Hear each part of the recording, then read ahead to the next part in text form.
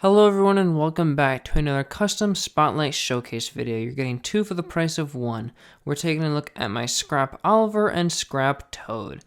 So I did a remake of Escape for Halloween in 2021, and two of the most important things that I needed for that remake were scrap versions of Oliver and Toad. And if I'm being honest, even though these are very simple customs, I think they turned out really good. You won't need a whole lot for this. They're very simple, just repaints and a little bit of Sharpie work. But other than that, very simple, very cost effective as well. Let's take a look at Oliver first. So if you watch my videos, you know that I used the 2014 Oliver and were probably a bit confused when you saw the 2006 Oliver being used as the scrap donor. I actually do have a reason for this. My headcanon is that when Sir Topham Hatt found out that Douglas had saved Oliver, he sent him to the works both to be repainted and to get a couple of upgrades to his main body, and I guess his face as well. Yeah, it's not really a deep headcanon, it's just a way to explain why you have a different Oliver, but yeah, I got him off of eBay for like $10 back in October of 2021, and I just painted him up using this terracotta color. Let me move him back. Right there, terracotta. I got this from Michael's. They're very cheap little things. I think it was barely $1 for that. But yeah, I use that pretty much for all of my different scrap models, and it's a very good paint. I like it a lot. I do sometimes mix it with just a normal brown, but I think the just normal terracotta looks really good by itself. Yeah, I taped off his face, his wheels, and his magnets, and then I started painting his body. I think I used about probably 6 or so coats on both of these guys, just in case any of you were interested. So after all of the paint set, I think it took about a day or so to get it all done. I got a Sharpie, and I wrote scrap all of them. You can see we got him on the smoke box right there. We got it on his cab. You can kind of see, but right there is a very faded outline of his cab. I thought it was a bit silly how I wrote scrap over where his door would be, so I attempted to repaint this and then do an outline, but I realized it looked really bad, so I just painted it back up. I think you can see it on this side as well. Yeah, right there. It doesn't look great, but I don't know, I just kind of wanted to explain that way, but yeah. We got it on that side there, we got it on the back, and then we got it on this side here, and then we also got it on this side of the smoke box. I think it looks really cool. It just ties the whole model together and it looks really sick. Yeah, pretty simple. I did the same thing with Toad as well. Let's get him up here, move Oliver back. I wanted to do the same thing that I did with Oliver, where I got the old style version and then converted over to the new one. But the problem with that was I couldn't find an old style Toad for under $20, so I just settled with this new style one. I think this was about $10. Oliver back there, I don't know if I said this, but he was about $9 or so. So yeah, pretty cheap. They weren't in the best condition, but it didn't really matter. It was only a matter of, oh, did the face look okay, and the faces are pretty much in mint condition. So yeah, what's actually very interesting, if you look on the bottom of Toad here, right there, you can see the abbreviation OW.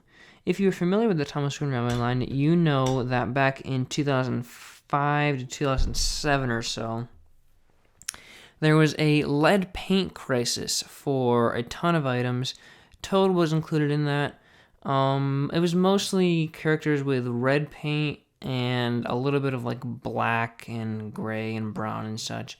I'll put a picture on the screen now, but Oliver actually has the exact same abbreviation as well. But he was not included in the lead paint crisis, so it was fine.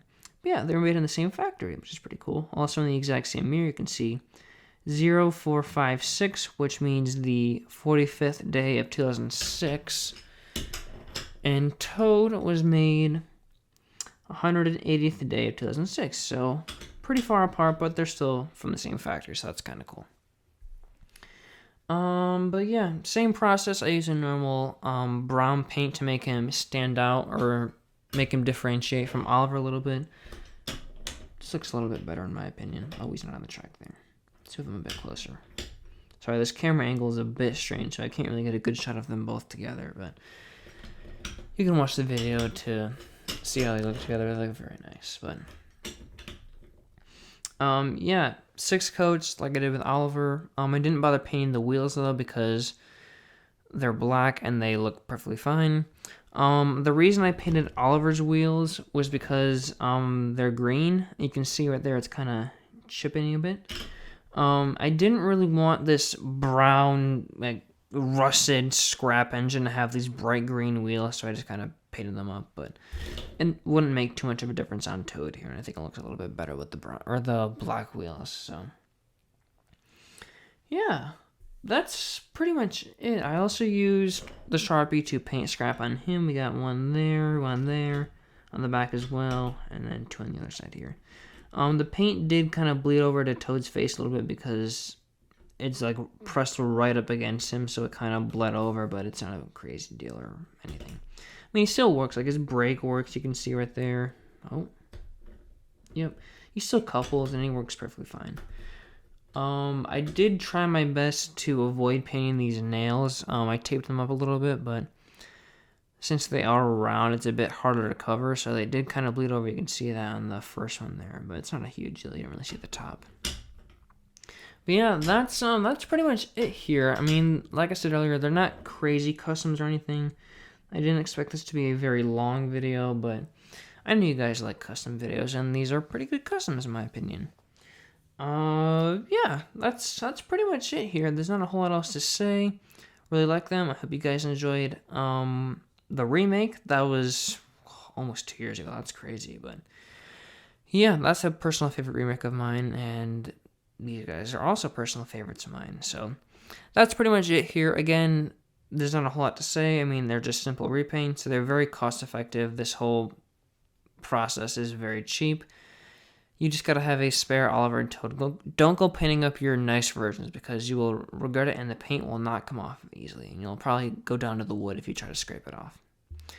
But yeah, I'd say at most this would cost you about $15, $20, including like the paint, Sharpie, and the models.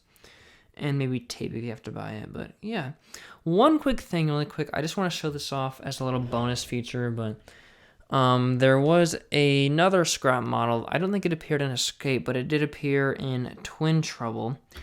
It is my custom Sam Wilkinson. So I mentioned this when I talked about my custom Donald and Douglas snowplows, but I had a spare Winter Wonderland Thomas laying around. He wasn't in the best condition. So I thought to myself, oh, what can I do with that? Can I just throw it away? Can I repaint it? Can I turn it into a scrap item? And I was like, yes, I'll turn him into Sam Wilkinson. So I printed out a picture of his face. I stuck it on here. It's not the best cutting job, but it'll do. And yeah, I just painted him up. I think it's a little bit darker than Oliver. You can kind of see. Let me go like this. There we go. It's a bit darker. I might have combined it with the brown paint, but I don't remember exactly. This was a little while ago, but I think it turned out really great. You can see scrap on this side, scrap on this side, and then the back here we got F.U. Sam. That's supposed to be a middle finger, not a penis, so yeah. And then I did cover it up underneath here, but if we peel away this electric tape down here, you can see Winter Wonderland Thomas. And then it also covers up here, I'll show you. It also covers up where the magnet or the snowplow would be. So yeah, very very funny. You don't get this joke unless you're like on Twitter or you know how much of a shitty person Sam Wilkinson is, but I thought it was very silly. So yeah, that's the custom here. So that's going to be all for this video here. It's a bit shorter, but again, there's not a whole lot to talk about. But I hope you guys did enjoy it. So thank you all so much for watching. And I will see you probably later in April. I don't think there's going to be any more videos coming out until James in a Mess.